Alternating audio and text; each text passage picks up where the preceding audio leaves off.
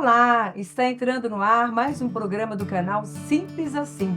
Esse programa, como você já sabe, trata de assuntos educacionais. E hoje nós temos a alegria de contar com a presença de um historiador, arquiteto e artista plástico, professor Dilson Cunha. Seja bem-vindo, professor. Obrigado. É uma alegria, inclusive, estrearmos com presença masculina em nosso canal e tendo, assim, novamente uma pessoa extremamente rica de conteúdo e que vai contribuir com os nossos assuntos educacionais.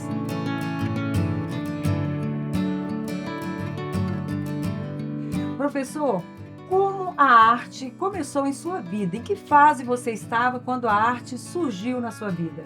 Denilde, a minha vida, ela se confunde com a arte, porque desde as minhas memórias mais primevas, eu, eu me vejo pensando, vendo, curtindo a arte. Então, desde que eu me entendo por gente, eu não tenho outra resposta para te falar, senão essa. Eu vivencio a arte, eu aprecio a arte. Certo. Você era um menino arteiro? Muito, muito arteiro. Eu tenho até alguns arrependimentos de tanta arte que eu cometi, que eu pratiquei, né? E que estímulos você teve na infância que contribuíram para esse seu contato com a arte? Essa pergunta é muito boa, porque, de fato, a gente pode nascer com a predisposição, com uma queda, mas o empurrão, e aí eu tive o empurrão dos meus pais, tanto pai quanto mãe, e minha mãe especialmente, até um pouco mais talvez, porque muito cedo em casa nós éramos nutridos por uma boa literatura, por bons livros, boas revistas semanais. Então eu me lembro, por exemplo, que Francis Bacon foi o primeiro pintor que eu conheci enquanto pintor na minha vida, foi um cara chamado Francis Bacon. E uma revista que minha mãe levou para casa, e eu me lembro exatamente até hoje, a primeira vez que eu vi aquilo, e é a primeira memória que eu tenho de uma apreciação de uma arte visual, né? Certo. E a arte não é só visual, Certo. mas falando de arte visual. Certo. E aí a importância, né, professor? Porque você falou de pontos fundamentais, né? A leitura, a presença e o contato, né, com esse material rico de não só da arte, que eu acredito que você falou da literatura, né? Tudo isso vai somando e vai contribuindo. Sim. Francis Bacon foi o grande incentivador desse papel artístico na sua vida? Porque o Francis Bacon foi o primeiro cara que me permitiu admirar alguma coisa que, entre aspas, assim, não era real. Certo. Era uma representação, Uhum. um retrato do Papa, se não me engano, Pio XII. E aquilo foi um espanto, porque ele não era uma fotografia de um mundo real. Era de um cara que me passava a ideia de uma agonia, de um desespero, de um espanto. E aquilo ficou impresso na minha memória, né? Mais distante que eu E tenho. qual foi a primeira habilidade que você desenvolveu nesse campo artístico? Foi o quê? Foi o desenho? Foi a literatura? Ou ambos aconteceram juntos? Quais foram? Foi o desenho. Eu aprendi a desenhar antes de qualquer outra coisa, antes de escrever, de pensar o que era escrever. Desde muito cedo eu gostava do movimento, né? Da linha aparecendo no papel branco. Certo. Eu gostava do ruído, entendeu? Do grafite deslizando no papel. E meu pai tinha um certo orgulho, né? As visitas chegavam, eu era um certo cartão de visita. Certo. Olha o que meu filho desenha. Então, eu tinha os desenhos que eu fazia mais ou menos preferidos, né? Os temas. Certo. Então, foi o desenho. Que bom, né? Você teve, além de todo esse contributivo, né, de materiais, de riqueza, você teve incentivo também da sua família, Muito né? incentivo, muito incentivo. Meu pai, meus pais tinham em casa as maiores enciclopédias na época, que era a Britânica e a Delta Larousse. Certo. E a Delta tinha a galeria Delta da Pintura Universal. Aquilo para mim, eu li o livro de trás para frente, de frente para trás, não li, vi. Sim. Das imagens. E Leitura visual, né? visual, eu cresci, eu passei a infância folheando aquele livro. Então eu olhava um Jackson Pollock, por exemplo, não entendia nada, entendeu? Certo. Mas eu gostava daquele negócio, entendeu? Professor, eu sei que você tem um pezinho aqui em Cuiabá, né? E a arte cuiabana tem uma característica própria, né?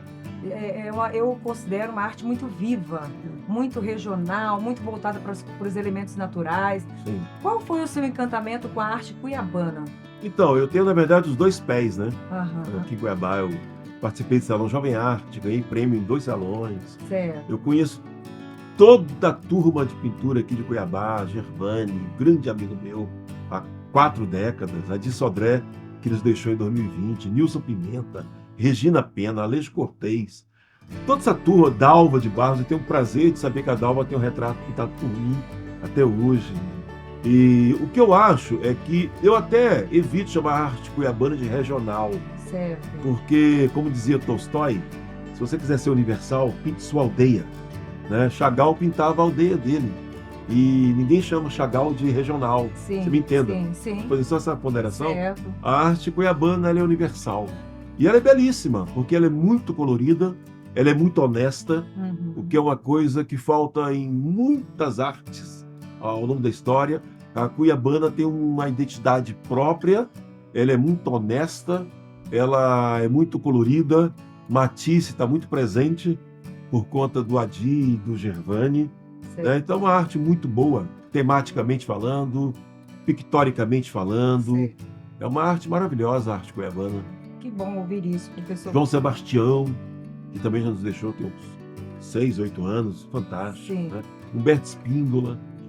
Então, professor, nós trabalhamos com a criança sempre partindo de Tarsila do Amaral, Van Gogh, que são figuras que a criança começa observando numa linguagem muito próxima a ela, né? Operários, né? Que é aquela tela de Tarsila e outros, né? E eu sei que você é um educador, né? E na sua visão, qual é a importância dessa observação, do contato da criança com essa arte? Por exemplo, você falou da arte cuiabana, né? Qual a importância da criança ter contato com o Gervani de Paula, com a Adi Sodré, observar a tela, a representação que há naquela tela, e cada um tem a sua interpretação. Sim. Alguém olha, tem uma interpretação, outro... Para você, qual é a importância desse contato com a arte na infância? Essa importância é tão ampla que é difícil quase você dizer assim pontualmente. A nível acadêmico, né? Ela é totalmente importante, né? E aí eu queria destacar uma coisa que é muito bonita aqui em Cuiabá. Por exemplo, eu moro em Brasília, eu atuo em Brasília. O brasiliense não conhece uma arte chamada arte brasiliense, que é um lamento, porque ela tem que existir, né? É. E o cuiabano, ele tem uma proximidade muito grande com a sua arte. A arte de Cuiabá está nos muros, está nos restaurantes.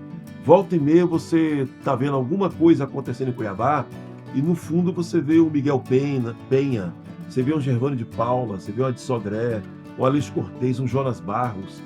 Eu acho que essa importância, aí sim, é um fator de fortalecimento identitário, da identidade de um povo, né? A arte ela tem uma pegada digital, digamos assim, né? De um povo, uma identidade pictórica, uma identidade artística, Certo. capta a alma do povo. E isso confere ao cuiabano um reforço à sua cuiabania. Porque Cuiabá, como tem essa característica mais provinciana, digamos assim, né? Ela não é uma metrópole, talvez nem regional, Uhum. digamos assim, né? E eu sou contra a tese do isolamento que a professora Volpato tão bem nos ensinou, Uhum. né? Dizendo que está por trás dessa teoria da historiografia do isolamento e tal. A gente não está falando nisso, mas eu acho que Cuiabá, a arte demarca o seu território. E isso é muito importante para a criança, para o cuiabano. Ele se vê, né? Ele vê os piquis do Gervani, os piquis de todo mundo, do Adi, não é nem o Adi, tem um pintor muito amigo meu, que nós chamávamos, o Sebastião Silva. Quando a Certo. gente era todo menino, ele era do Pedregal, nós chamávamos ele de Careca. Mas é o Sebastião Silva. É uma identidade. O cuiabano está se vendo, é o espelho. A arte é o espelho do seu povo. E você mencionou vários nomes da cuiabanidade Sim. relacionados à arte, né? Quais deles mais te influenciaram no que você é hoje? Isso é muito fácil, né? Eu diria que muito cedo eu gostei muito do Adir, né? Mas eu tenho uma identidade todos os aspectos com o Gervani de Paula, inclusive intelectual. O Gervani foi um mentor para mim, né? Eu aprendi a ler Borges, por exemplo, com o Gervani. Aprendi a gostar muito mais ainda do Goulart, com o Gervani. E eu frequentei muito o ateliê de Gervani de Paula. Eu tive agora na exposição dele na Pinacoteca de São Paulo, belíssima. Só esse ano eu encontrei o Gervani em 2 exposições dele, na Pinacoteca de São Paulo e na inauguração de um espaço em Brasília chamado Espaço Cerrado Cultural, uma galeria muito boa. E então o Gervani foi um cara que eu frequentei muito o seu ateliê. Há quase 40 anos atrás, eu ciceroneei o Gervani, o Nunes, o Adi e a Regina Pena numa exposição deles na Funarte. Então você vê de quando que eu conheço o Gervani. Então eu me alimentei muito visualmente vendo o Gervani atuar. Dele montar uma tela na parede, dele preparar a tinta, dele começar o rascunho na tela branca, né? Então o Gervani foi uma pessoa que me influenciou muito, até extrapolando a questão da pintura, restritamente falando, né? Certo. É o que eu estava dizendo no começo, até intelectualmente o Gervani foi um cara de uma grande importância na minha vida, Certo. sabe? E aí, isso a nível prático, de formação, né? Como diz, criando o Dilson, né? Sim. O artista plástico Dilson Cunha. Sim. Mas e a nível mundial, quais são os grandes nomes que te alimentaram? Denilde, aí a coisa é amplíssima, né? Mas Eu vou começar pelo senso comum, que para mim não é o senso comum, é um Pablo Picasso, que eu achava que quando era menino, eu descobri Picasso, eu achava que aquilo não era Picasso, eu achava que aquilo era o jeito de desenhar. Aquilo era tão natural para mim, era tão fantástico, que é como se fosse uma linguagem dada, entendeu? Assim, é o jeito de desenhar. Aí você tem o Paul Klee, um suíço, que quando eu fui à Suíça a primeira vez, eu fui a Basel, né? Ao Museu da Basileia, por conta de um quadro dele, entendeu? Senécio, sabe? Eu cheguei no museu e falei, eu quero ver esse quadro, né? Aí você tem Michelangelo, você tem Rembrandt, você tem um monte de gente. Eu diria que eu nutro um carinho especial por Picasso, por Matisse, por Cézanne. Aí você começa por... Sim, não para, porque os caras são muito bons. No Brasil, eu gosto muito do Guiar. Acho que Portinari, sem dúvida nenhuma, mas o Guiar, o mineiro, eu acho fantástico. Cícero Dias, né, e tantos outros. A arte, você hoje é um arquiteto, né? Sim. Já reconhecido em Brasília. Sim. Qual a contribuição que a arte te deu para a arquitetura? Então, é curioso, porque são duas coisas que se complementam, mas são distintas. Porque a arquitetura tem uma função, a arte não. A arquitetura eu respondo a uma demanda, a uma encomenda. Certo. A arte não. A arquitetura tem uma finalidade. A arte, como diria o grande Manuel de Barros, né, poeta pantaneiro, a arte é um inutensílio. Ela não tem, e vou chocar, mas vocês me entenderão, nenhuma serventia, nenhuma utilidade. Goulart também falava isso, né? Então, o que acontece é que a arte, ela provoca a criação, ela provoca outros olhares. E eu levo isso para a arquitetura. Aí sim, aí ela é uma arte aplicada, né? Então, a gente trabalha com composição de cores, formas, volumes. E aí a arte, ela entra, às vezes, de forma até invisível.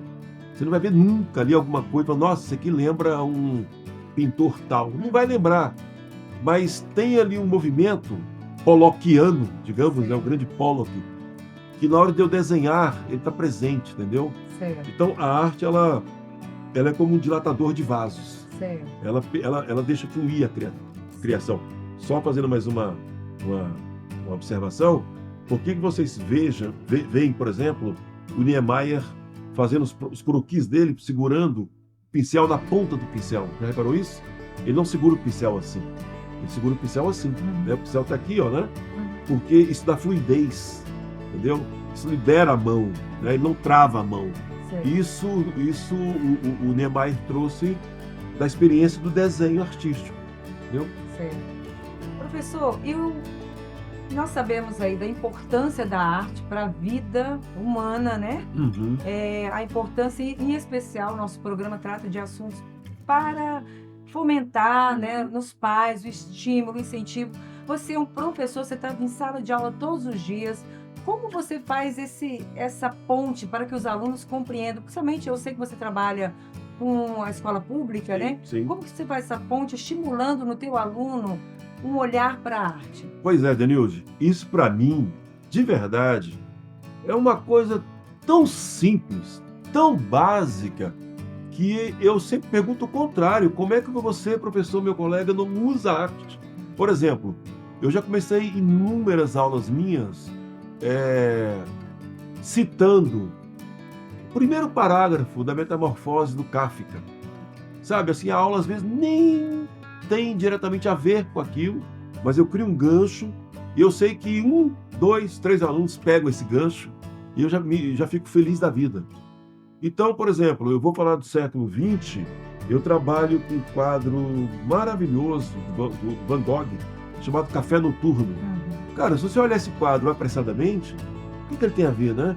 Mas se você se deter e olhar esse quadro com mais cuidado, você vai ver que ele é uma chave descortinadora das tragédias que estavam enunciadas no final do século XIX e que Van Gogh sacou isso de uma forma genial, como Dostoiévski, como Nietzsche, como Kierkegaard, entendeu? Como vários pensadores e artistas, só que as pessoas não viam.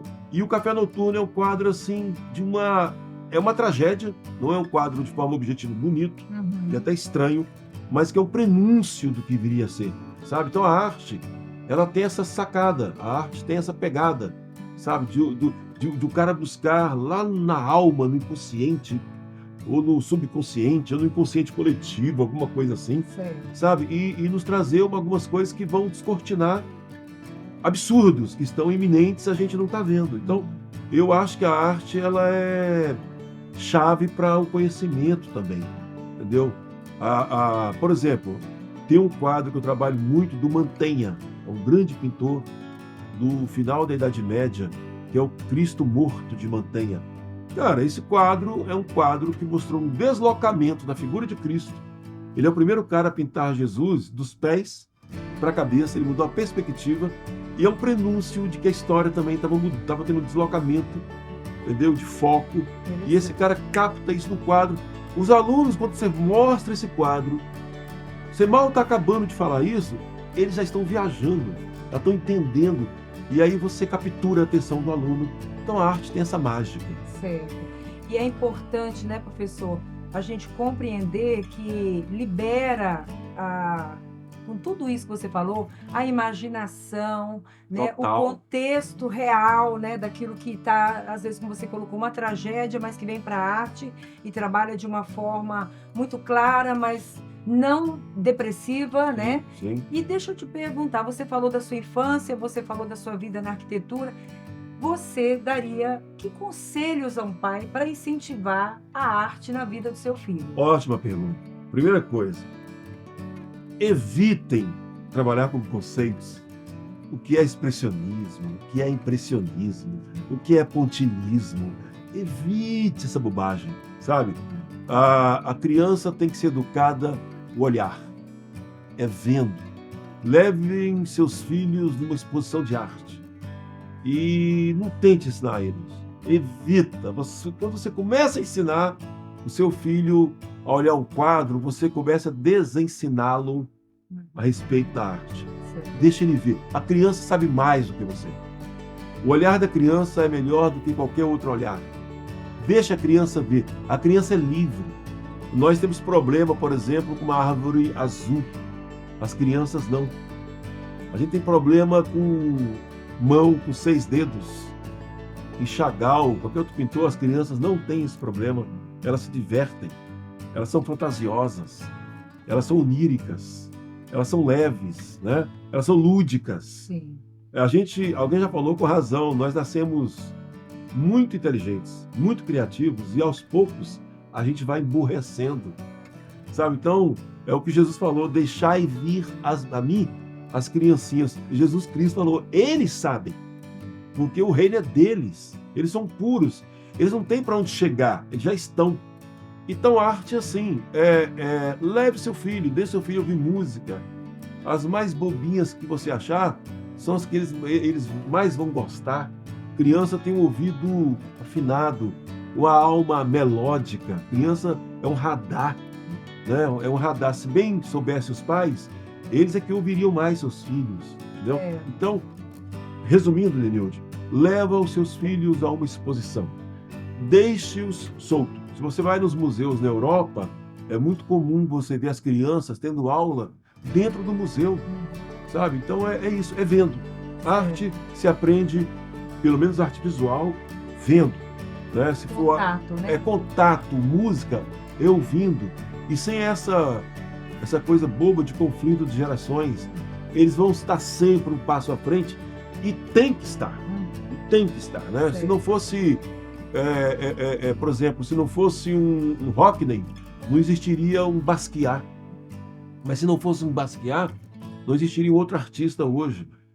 Um vem sempre pegando o bastão de um, Sim. mas ao mesmo tempo que ele pega o bastão, ele nega um pouco do outro e dá um passo à frente. É isso, a arte é isso. A arte ela é um movimento de instalação e desinstalação e reinstalação. A arte é dialética, porque a arte é humana. Certo. Professor, é um prazer muito grande tê-lo aqui. Eu vou abrir uns momentos de considerações finais, mas assim, fica essa porta do canal Simples Assim para você. Sempre que você quiser falar sobre a arte, trabalhar a arte, para nós agrega muito valor. Nós temos aí um público que está carente disso, né, de entender essa arte. Talvez não com a profundidade que o professor sabe, mas também com a simplicidade que você trouxe aqui para nós. Sim. E eu abro esse momento para você fazer suas considerações finais. Você falou uma palavra interessante, Denilde, é a simplicidade. Eu não gosto de arte pelo viés acadêmico, pro geral, Sim. sabe? A arte, a vida não basta, né? E nós recebemos um mundo que parece pronto e acabado, mas ele não é pronto e muito menos acabado, né? O que faz o mundo caminhar para frente é o questionar este mundo constantemente, né? E um conhecimento sem criatividade, ele é emburrecedor, ele é tecnicista, né? Ele é mecanicista, é o questionamento, é a curiosidade, é o sair da posição inversa, né? Porque historicamente falando, nós éramos ambulantes, né? E nos sedentarizamos. É fazer o contrário, né? É sair do sedentarismo e partir para o desconhecido. Então a arte ela é fundamental, a arte ela alegra a vida. Quando você tem um quadro de um Gervani, de um Adi, de qualquer artista na parede, você tem um quanto de alegria daquele artista, de um momento daquele artista. A arte tem esse papel, ela catalisa e sintetiza um momento, né? Como disse o grande William Faulkner, um grande escritor americano, né? O papel da arte é pegar o movimento, deter o movimento e registrá-lo, né? Porque o movimento é vida, dizia ele, e registrá-lo de tal forma que dali a 100 anos, um estranho, vendo aquele quadro, vendo aquela obra, se mova novamente, porque é vida. Então é isso, você lê, eu li, por exemplo, no Fôlego Só, por conta da primeira frase, eu li Ana Karenina, o Tolstói, 800 páginas praticamente, em um mês. Porque quando eu li a primeira frase, sabe? O cara não é à toa que foi o Tolstói. Ele coloca a primeira frase ali e fala assim, o resto agora é com vocês. Aí a primeira frase, são 2 linhas, me cativou de tal forma que eu mergulhei e fiquei um mês assim naquela leitura, louco para avançar e já com pena de terminar. Tão fantástico que é, né? Você lê um Goethe, eu li um do Goethe, os anos de aprendizado, esqueci agora o nome do personagem, mas que tem cenas lá que ficam na alma pro resto da vida, sabe? O resto da vida. Então é isso. O grande Iberê Camargo gaúcho falava, né? O fruto do artista cresce dentro dele no vagar do tempo. Isso é bonito? É no caminhar, né? Se ele tiver pressa em colhê-lo, ou ele vai colher um fruto de cera, ou ele vai colher no pomar do vizinho. Quer dizer, os 2 frutos serão falsos, porque um será de cera, artificial, e o outro não será dele. Então, eu quero deixar como mensagem, porque todo mundo, no fundo, é o educador, né? Abra as portas para a arte, seja ela qual for. seja, seja ela qual seja. Eu não gosto também dessa coisa de achar que só um tipo de arte, né? Sim, sim. Vai para dança. Você fez entrevista agora recentemente, né, com aquela A bailarina? bailarina, belíssima entrevista, né? E eu lembro que quando eu fui a Brasília com o Gervânio, nós vimos o Kazuo Ono, que tinha 19 anos de idade, e o Kazuo Ono é do teatro Kabuki, do Japão, um senhor que na época estava com seus 80 anos, interpretando uma bailarina argentina. Sabe aquele negócio de você ficar vitrificado vendo aquele cara, né? E eu vou levar isso pro resto da vida, isso nunca mais saiu e nem vai sair de mim. Então é isso, eu diria que arte é alguma coisa indispensável para a existência humana, até porque, estou sendo um pouco longo, mas até porque nós somos os únicos seres artísticos desse planeta. Sim, Nós somos os únicos que pensam abstratamente e somos os únicos que pegamos o mundo que está aqui, que já é um mundo cheio de significado, né, e é significante, etc., e ressignificamos, e reinterpretamos e o recriamos. E isso é o movimento da arte. certo. E aí caberia outros e outros programas, né, professor? Porque assim, eu aqui estou aprendendo, Aham. porque sabemos muito pouco. Eu sou uma pessoa que sei muito pouco da arte, mas o pouco que me cabe até agora, né, saber me transforma, me edifica. Então, é um prazer tê-lo aqui. Quantas vezes mais o professor puder contribuir com este canal Sim. para de educação, nós estamos com as portas abertas. Sim. E assim nós encerramos hoje o nosso programa, aprendendo um pouquinho de arte, sabendo que a arte contribui para a totalidade humana, né? Supre algumas carências humanas, fortalece a nossa autoestima. Então eu quero novamente aqui reiterar a grande presença desse professor e dizer para você que gostou do programa, comente, compartilhe, opine. E se você tem alguma dúvida de de algum tema trabalhado por este canal, envie pelo nosso e-mail, porque falar de educação para nós é simples assim. Muito obrigada.